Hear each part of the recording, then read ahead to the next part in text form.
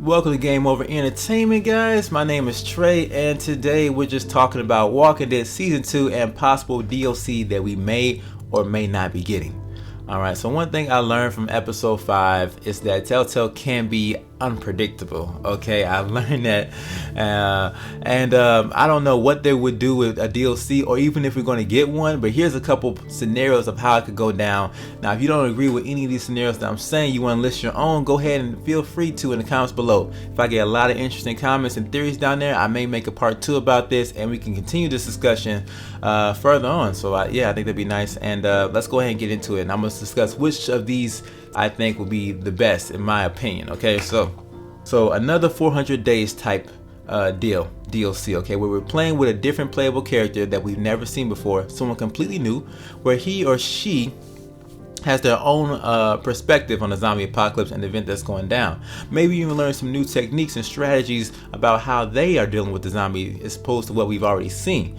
Now, I do really like that idea. DLC, the 400 Days DLC was really fun, and I love that aspect of it. But one thing I don't want to see again is the forced story integration, which is what we got from the 400 Days DLC. I do feel like in episode 3, when we saw the 400 Day characters, it was just for one fleeting moment, and I don't think I don't think it satisfied anybody about like that playthrough of 400 Days. Like they're like, that's all we gonna get from them. I believe so. I don't think we're ever going to see those characters again because they're just, they're here today, going tomorrow characters, which could possibly be in the story or not. So, yeah, I don't think we're going to see that, but I don't want to see that from this. If we do get to play with a different character, I want it to be start, finished by the end of the DLC, okay? A good story, a nice little wrap up to at the end, and that would be the conclusion. I think it'd be a nice treat for something between the transition of Season 2 and Season 3. Alright, so that's scenario number 1. Now, scenario number 2, they could use the DLC to tie together the multiple storylines that they have developed at the end of episode 5, which it would give us a nice starting point for episode 3.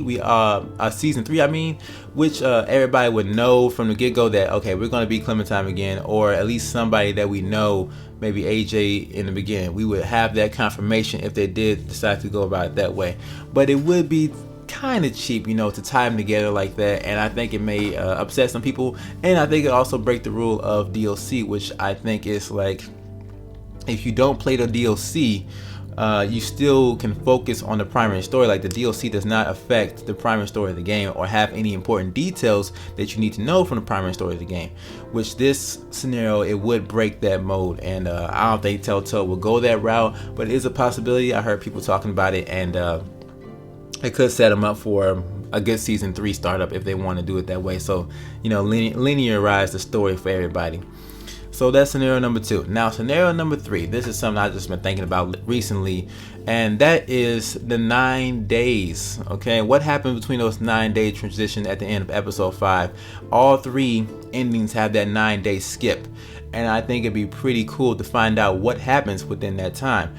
If you think about it, Season 2, the whole time, it hasn't been that much time, okay? Not that much time has actually passed within the story. Maybe about 10 to 11 days after we get the 16-month time skip transition between that point and episode 5 where we are now.